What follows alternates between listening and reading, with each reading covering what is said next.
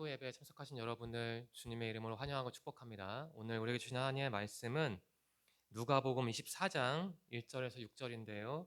제가 읽겠습니다. 쉬운 성경입니다. 일주일의 첫째 날 이른 새벽에 여자들이 준비한 향료를 가지고 무덤으로 갔습니다. 그들은 돌이 무덤에서 굴려져 있는 것을 보았습니다. 그들이 안으로 들어갔으나 예수님의 시신이 없었습니다.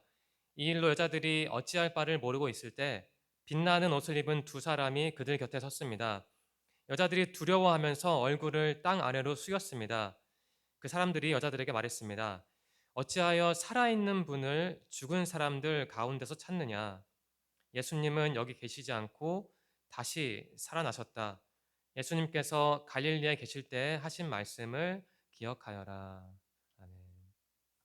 신학 석사 과정을 밟을 때 제가 겪은 일이 있습니다. 제 기억이 정확하다면 그 과목 기말 논문을 작성을 해야 했거든요.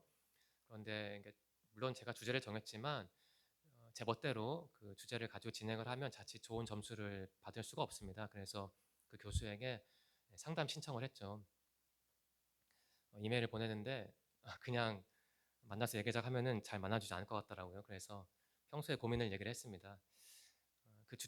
그 논문의 제목이 그 하나님의 존재 증명은 아니지만 하나님의 존재에 관한 제목이었는데 내가 이 주제를 선택한 이유는 내 생각에는 아직 하나님이 없는 것 같다. 나는 하나님을 잘 못 믿겠다. 이런 신학생이 그러한 이메일을 써서 보낸 거예요. 그랬더니 교수가 놀랐는지 빨리 만나자고 해서 한 이틀 만에 그분을 만났습니다. 그래서 식사를 하면서 뭐 논문 얘기도 하고 또 이런저런 얘기를 했는데 제가 이런저런 얘기를 하다가 질문을 했어요.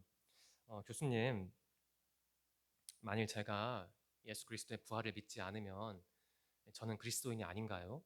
이런 질문을 했더니 그분이 좀 알 수 없는 미소를 지었습니다. 웃으시면서 이렇게 답을 해주셨어요. 그런 생각을 하지 말고 좀 믿도록 노력을 해보십시오. 이런 말을 하더라고요. 그래서 저는 탄력을 받아서 추가로 질문했죠. 교수님은 예수님의 부활을 믿으십니까? 이렇게 좀 건방지게 질문했던 겁니다. 그러자 그분이 이렇게 답을 했어요. 그게 자기 신앙이라는 거예요. 예수의 부활을 믿는 게 자기 신앙이래요. 그분과 점심을 마치고 저는 기숙사로 돌아왔습니다.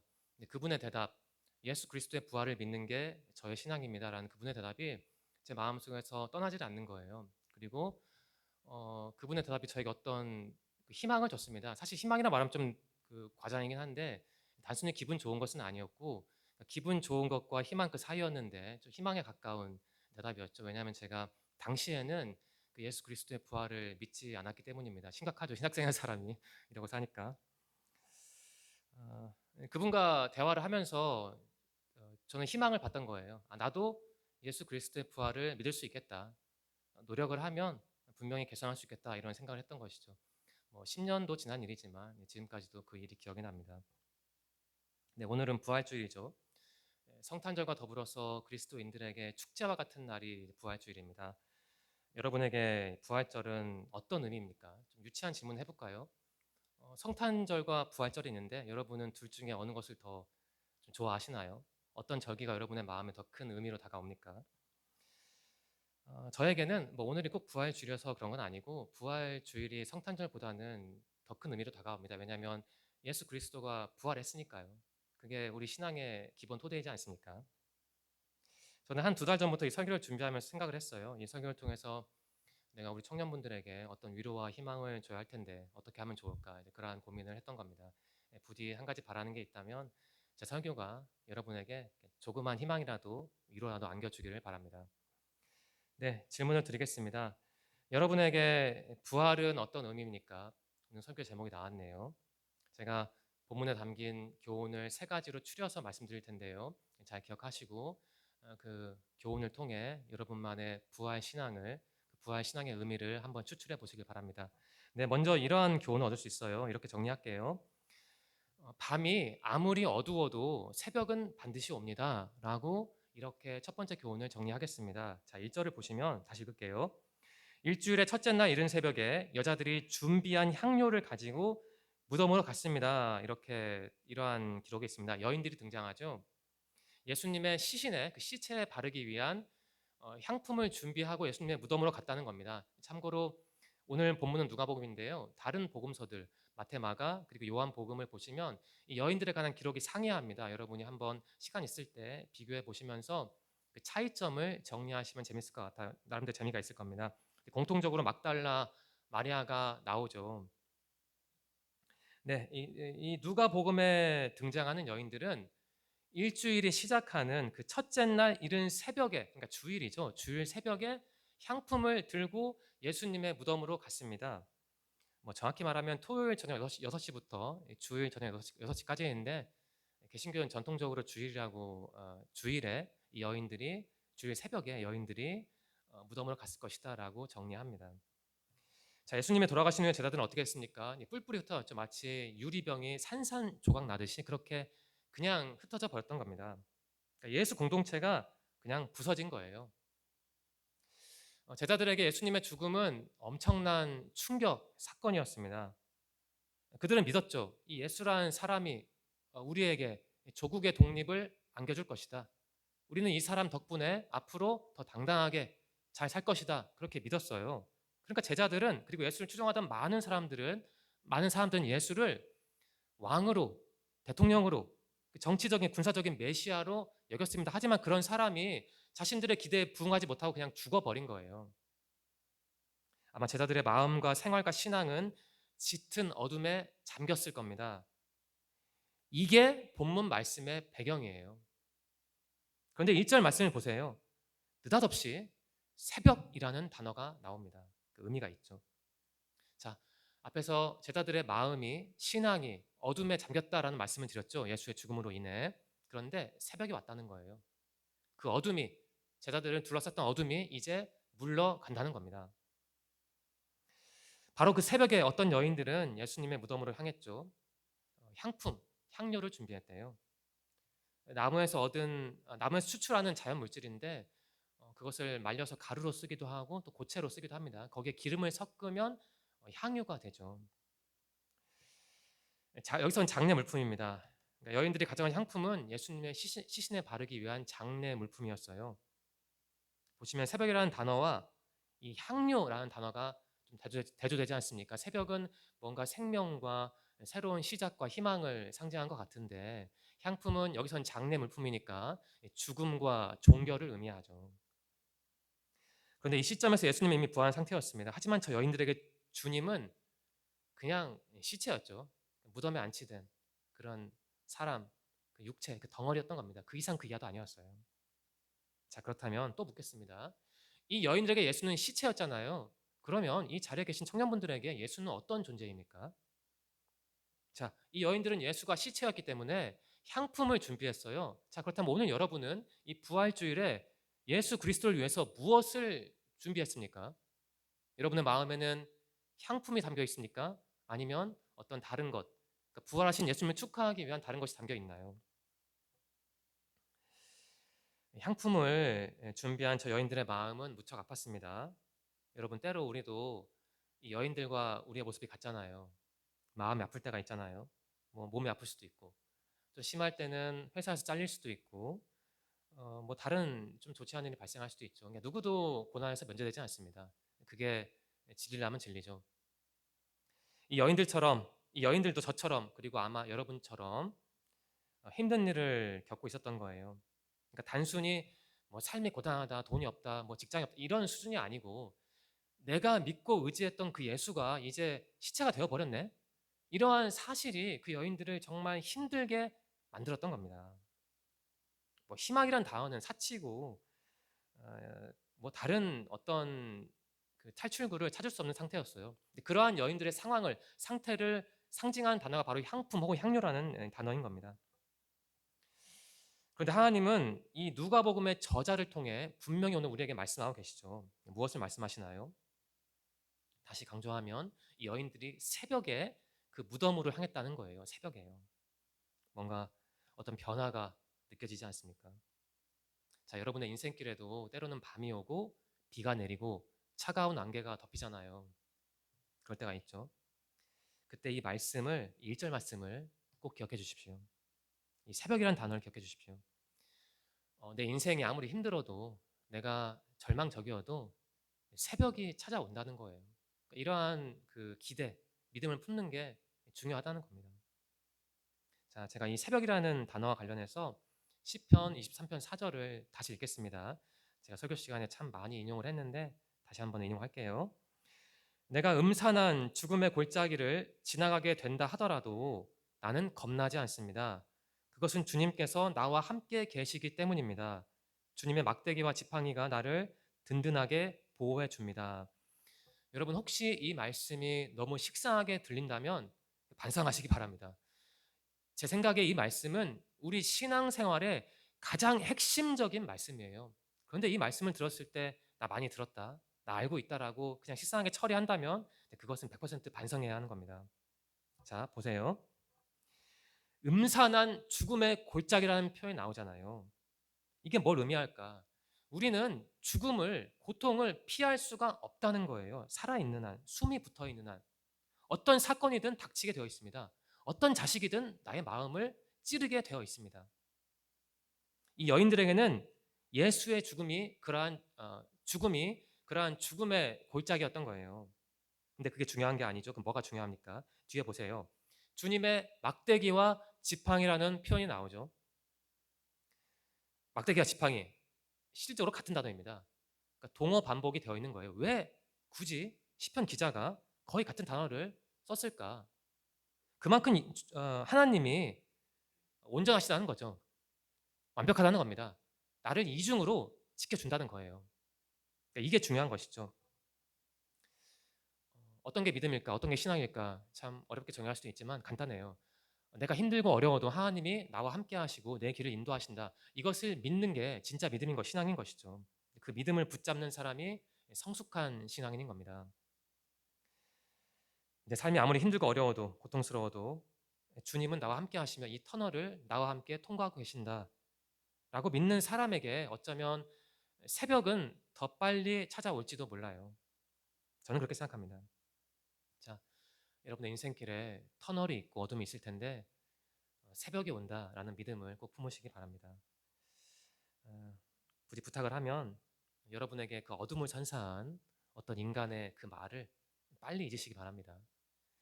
그것을 잊는 게그 신앙에 이르기 위한 기본적인 작업일 수도 있어요. 쉽지 않겠지만 이 부활절 이 신앙을 생각하면서 오늘 우리가 주신 그 말씀을 생각하면서 그 마음의 고통을 털어내시기 바랍니다. 네, 두 번째 교훈 넘어갈게요. 이렇게 정리하면 어떨까요? 주님을 바라볼 때 내 삶의 고통이 가벼워집니다. 라고 정리를 할게요. 자, 2절을 지금 다시 한번 빠르게 읽어보세요. 자, 주님의 무덤으로 향하던 여인들은 걱정을 했어요. 자, 여기 보시면 여기에도 그 어떤 무덤이 남아있는데 배너에 앞에 보시면 커다란 돌이 있어요.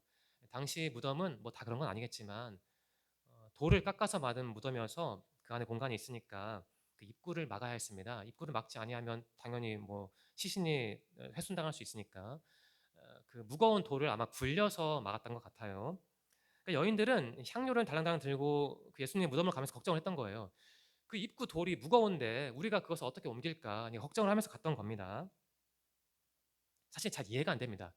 그렇게 걱정이 됐으면 뭐 돈을 주고 남자를 고용해서 같이 가면 되는데 뭐 그런 작업도 하지 않고 그냥 자기들끼리 가면서 왜 걱정을 했을까? 아무튼 뭐 궁금하긴 한데 아무튼 그 사람들 걱정을 했던 거예요, 여인들은. 자, 제가 16장 3절과 4절 읽을게요. 그, 그 본문은 아니고 마가복음 16장 3, 4절을 읽겠습니다. 이들은 서로 말했습니다. 입구에 있는 커다란 돌을 누가 굴려 주겠는가? 그런데 눈을 들어보니 커다란 돌이 이미 옮겨져 있었습니다. 이렇게 기록되어 있죠. 마가복음에 따르면. 참고로 마가복음은 사복음서 중에서 가장 먼저 기록된 복음서입니다. 그래서 저는 그 마가복음의 기록이 원본과 가장 가까울 것이라고 추정을 하는데 아무튼 이 여인들이 눈을 들어보았대요. 이것을 단순히 어떤 물리적인 행위로만 해석하지 마시고 좀 신앙적인 측면에서 해석해 보시기 바랍니다. 자, 눈을 들어봤을 때 이미 돌은 없어져 있었어요. 그러니까 저 여인들의 걱정은 무덤 입구를 막은 큰 돌이었는데 그 돌이 그들이 눈을 들어봤을 때 이미 없어져 버렸다는 것이죠. 자기들의 힘으로 어쩔 수 없는 그 삶의 무게, 그것을 상징하는 게 그 입구를 막은 돌이 아니겠어요. 자, 저에게도 그런 돌이 있고 여러분에게도 그런 돌이 있을 겁니다. 성준 형제는 어떤 것 때문에 마음이 무겁습니까, 요즘? 성준 형제 인생을 좀 무겁게 만드는 돌이 뭐예요? 인생에 고민이 있잖아요. 고민이 뭐예요?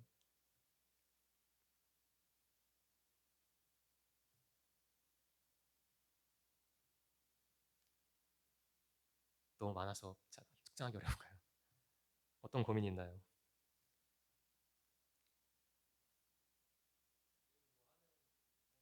아, 네. 네. 아무래도 그 미래를 준비하니까 그 기초를 다지는 게 사실 쉬운 일은 아니고 늘 고민스럽죠. 그런 일을 생각할 때 내가 느끼는 그러한 마음이 나를 좀 어둡게 가라앉히는 그러한 요소가 이 돌이라는 거예요. 여기 나온 돌. 네. 이 돌이 참 무거웠대요. 저는 우리말에서 그 무겁다라는 단어와 무섭다라는 단어가 비슷하게 들리잖아요. 그게 저에겐 좀 의미 있게 다가오더라고요. 이 돌이 무거우니까 무서웠던 거죠. 무겁다는 건 내 힘으로 통제할 수 없는 거니까 그게 얼마나 나를 힘들고 어렵게 만들어요. 그러니까 무서운 거죠. 내 힘으로 통제할 수 없는 것은. 그러니까 인생의 무게는 그처럼 무겁고도 무서운 겁니다. 그걸 극복하려면 많은 게 필요하죠. 필요하면 뭐 정신과 상담도 받아야겠고, 뭐 운동도 열심히 해야겠고, 뭐 친구도 만나서 좋은 사람도 만나서 그 마음의 돌을 조금이라도 옮겨야겠죠. 이제 그러한 노력이 필요하다는 겁니다. 내 시간과 돈을 들여야만 내 인생을 짓누르는 그 돌을 좀 가볍게 만들 수는 있어요. 하지만 좀 신앙적인 권면을 드리면 가장 중요한 건 그러한 게 아니고 이 여인들처럼 눈을 들어서 주님을 바라보는 게 가장 필요하고 가장 중요하다는 거예요. 우리에게는 믿는 사람들에게는. 자, 그러면 또 질문을 해야죠. 뭐 주님을 바라본다 말은 쉬운데 대체 주님을 바라본다는 게 뭡니까? 라고 질문을 할 수 있을 겁니다. 자, 제가 오늘 세 가지 정리를 할게요. 자, 주님을 눈을 들어 바라본다는 건 이걸 의미합니다. 첫째, 성경을 읽는 것이죠. 하지만 성경을 무슨 마치 신문 읽듯이 기계적으로 팍팍팍 읽는 게 아니고 오늘은 창세기 1장, 내일은 2장 그런 게 아니고요. 또 말하지만 성경을 해석을 하라는 겁니다. 그냥 마음을 비우고 읽으면 어떻게 해석을 하겠어? 그냥 읽는 거지. 그냥 오늘 몇 장 읽었다 그런 거에 의미를 두지 마시고 꼭 단어 하나라도 찾으시면 해석을 하고 그렇게 노력을 하라는 겁니다. 그게 성경을 읽는 거죠. 자, 첫째, 주님을 바라본다는 건 성경을 해석하는 거예요. 그럼 두 번째는 뭘까? 이겁니다. 마구잡이로 기도하지 말고 그냥 무조건 이거 주세요, 저거 주세요 이렇게 기도하지 말고 앞에서 그 성경을 해석하라고 말씀드렸잖아요. 그렇게 해석을 한 것을 기초로 해서 기도를 하라는 겁니다. 이게 주님을 바라보는 거고요. 마지막 또 한 가지가 있죠. 부디 좋은 신앙 공동체에 속하시기를 바랍니다. 어, 그래야만 주일 예배를 잘 드릴 수 있죠.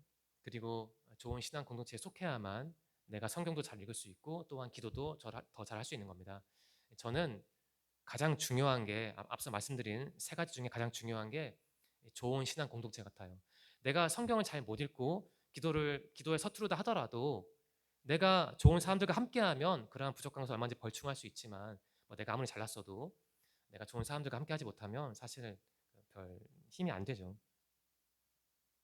제가 앞에서 주님을 바라본다는 것을 세 가지 정리를 했잖아요. 그러면서 신앙 공동체가 그 중에 가장 중요하다는 말씀드렸는데 그 점과 관련해서 제가 말씀드리고 싶은 게 있습니다. 제가 중고등부도 담당하고 있는데요. 예전에는 주일 예배를 참 잘 드렸는데 그리고 제가 개인적으로 얘는 정말 신앙적으로 크게 성장할 수 있겠다. 정말 수준이 높다라고 생각했던 아이가 이제 교회에 더 이상 나오질 않습니다. 출석부를 작성하다 보니까 슬슬 나오지 않는 그 기간이 멀어지더니 어느 순간 딱 나오지 않더라고요. 물론 카톡도 보냈습니다. 예배 후에 나름대로 설교 말씀을 정리해서 카톡도 보내고 뭐 나오라는 말을 하지는 않았지만 간접적으로 그런 말을 했지요. 또 다른 아이들을 통해서 뭐 DM도 보내보고 뭐 다른 일들을 했는데 결국은 나오지 않았고 앞으로도 좀 나오기는 어렵지 않을까라는 생각이 드네요. 제가 제 마음을 통제하는 것도 어려운데 참 다른 사람의 동선을 통제하는 건 10배, 100배 더 어렵더라고요.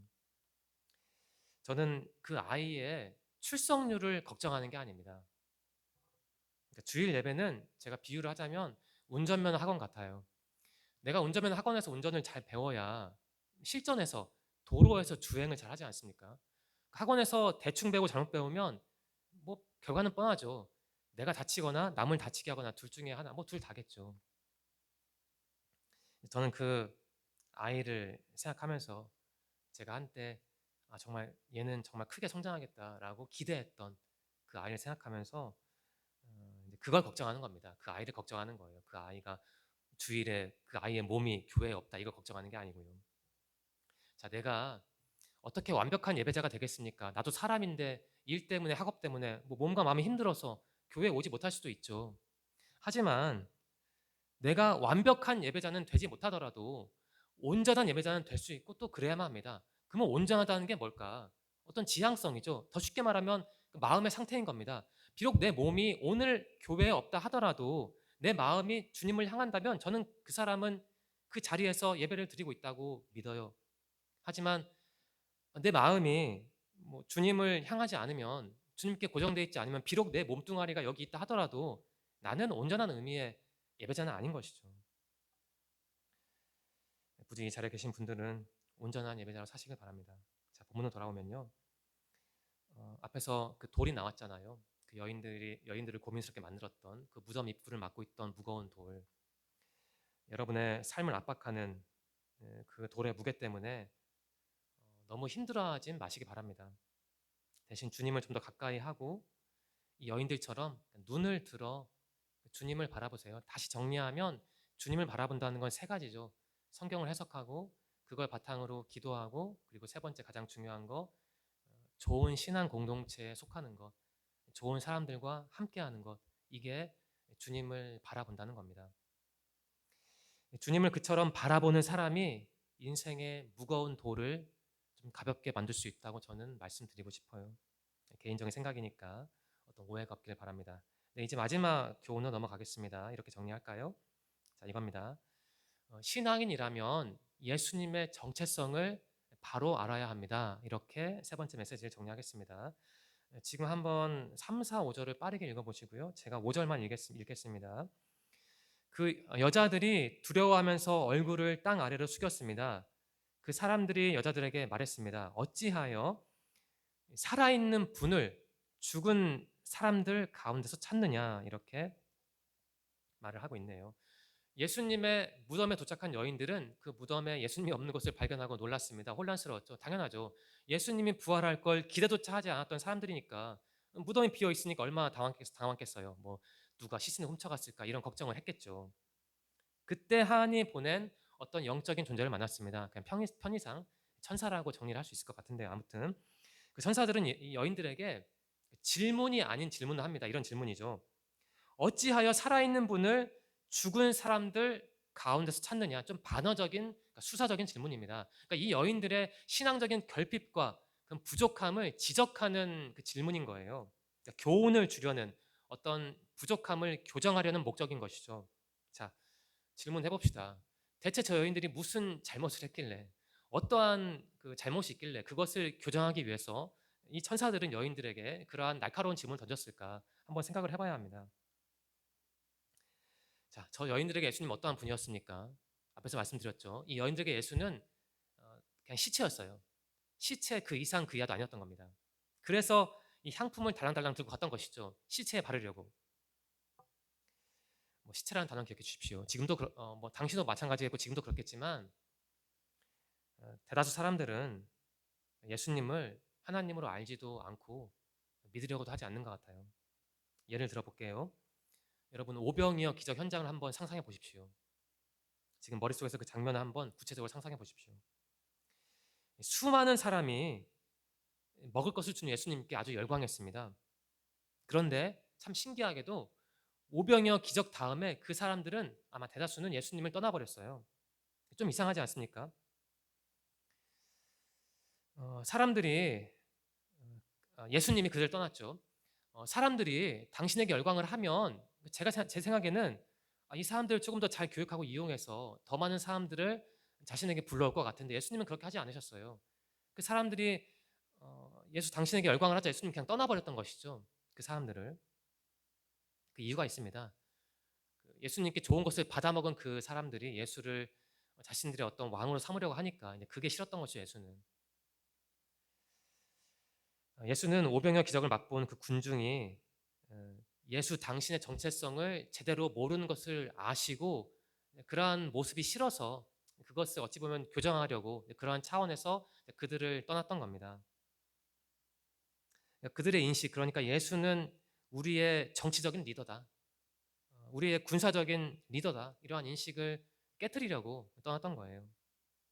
자, 그 오병이어 기적 현장에 있던 사람들은 예수님을 즉 하나님으로 보았던 게 아니죠. 나와 함께 하시는 어떤 존재로 봤던 게 아니라 나에게 언제든지 얼마든지 좋은 것을 줄 수 있는 위대한 인물 정도로 봤던 거예요.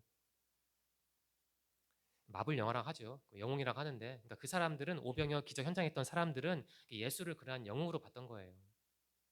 자, 제가 앞에서 그 여인들, 그 예수의 무덤으로 갔던 여인들에 관한 말씀을 드리면서 그 여인들에게 예수는 그 시체라는 시체라고 제가 정리하지 않았습니까? 자, 예수를 이 오병이어 기적 현장에 있던 사람들처럼 나에게 좋은 것 주는 분으로 여기는 것은 그냥 예수를 시체로 보는 거예요. 시체로. 예수를 하나님을 알지 못하고 그냥 아쉬울 때 나를 위해 뭔가를 해주는 분으로 보는 것은 그 자체로 예수를 시체로 보는 거라니까요. 자, 오병이어 기적 현장에 있던 사람들 아마 대다수는 예수가 후에 로마 군인에게 잡혀서 신문을 받을 때 그 예수에게 저 사람 십자가에 못 박으라고 외쳤을 거예요. 그렇게 돌변했던 겁니다. 왜냐하면 예수가 누군지 몰랐으니까. 그저 예수를 나에게 좋은 것 주는 분으로 여겼으니까 더 이상 그 인간이 나에게 좋은 것을 주지 못하니 뭐 필요 없으니 십자가에 못 박으라 한 것이죠.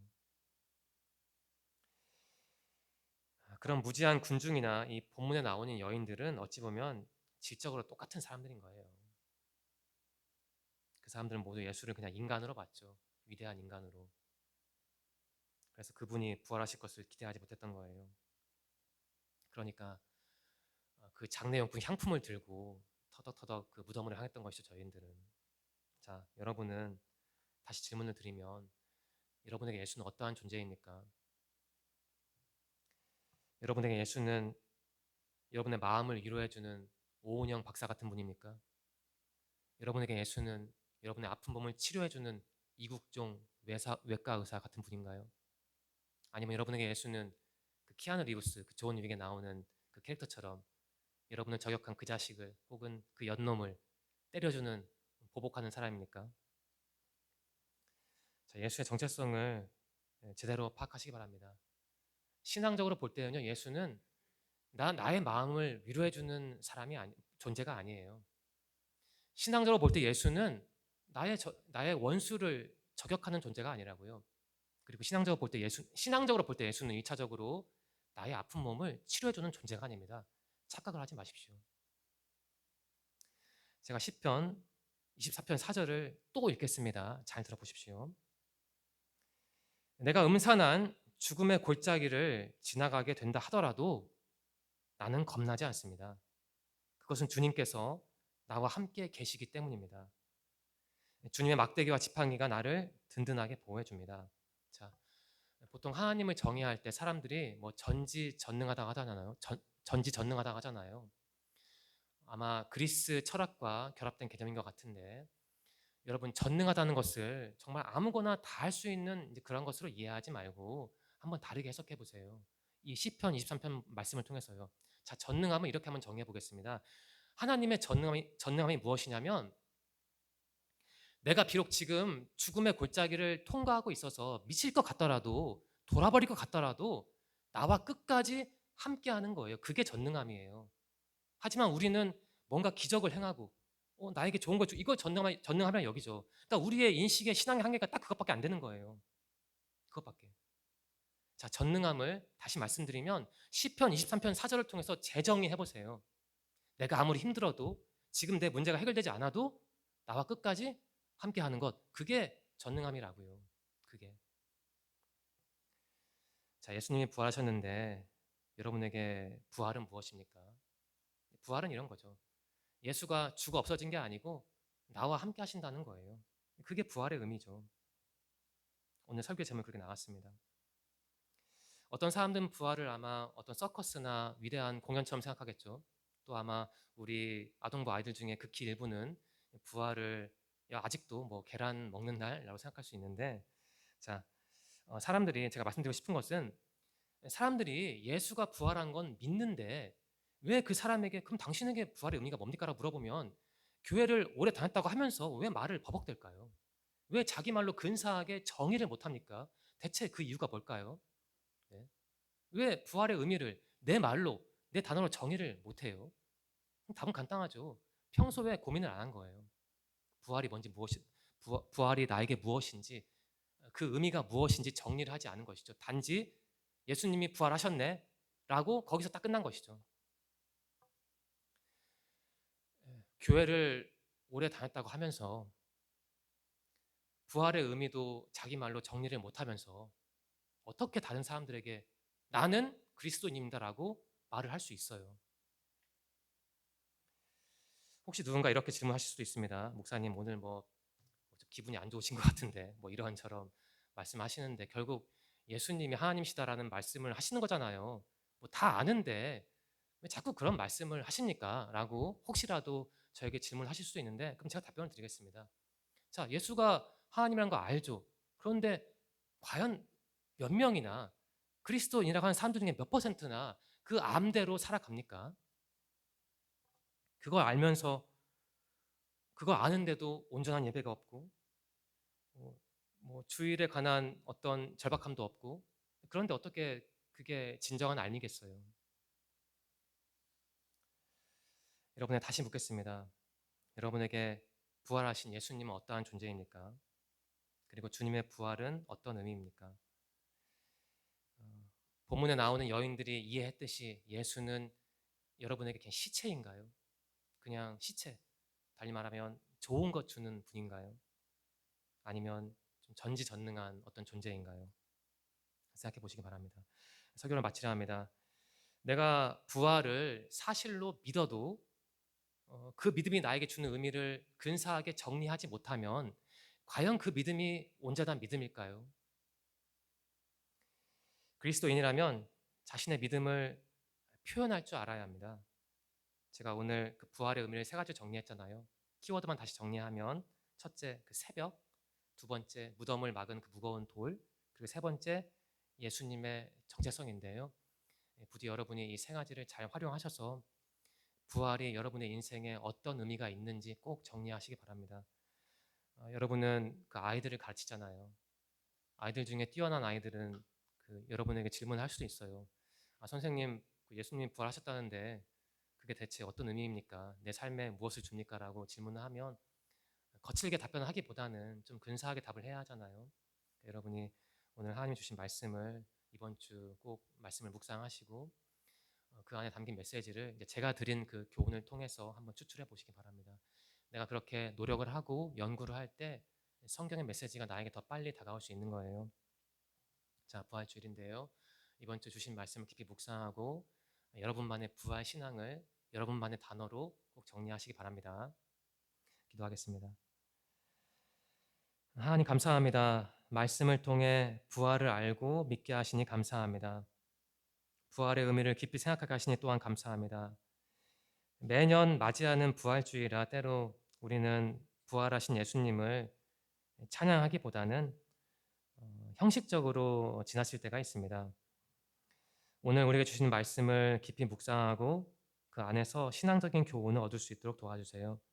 하나님 또한 기도드립니다. 우리 청년들이 말씀과 기도와 예배를 통해 주님과 늘 동행할 수 있도록 인도하여 주세요. 그리고 우리 청년들의 인생길이 결코 녹록지 않고 넘어야 할 산이 참 많습니다. 또 힘들고 외로울 때도 있어요. 그럴 때 우리 청년들이 긴장하기보다는 불평하기보다는 부활하신 예수님을 눈을 들어 바라볼 수 있는 힘을 주시옵소서. 그리고 그들에게 주님 원하시면 필요한 물질도 주시고 기회도 주시고 또 좋은 배우자도 허락해 주세요. 그래서 우리 청년들이 하나님을 나를 도우시는 살아계시는 부활하신 주님으로 믿을 수 있도록 인도해 주세요. 예수님의 이름으로 감사하며 기도드립니다. 아멘.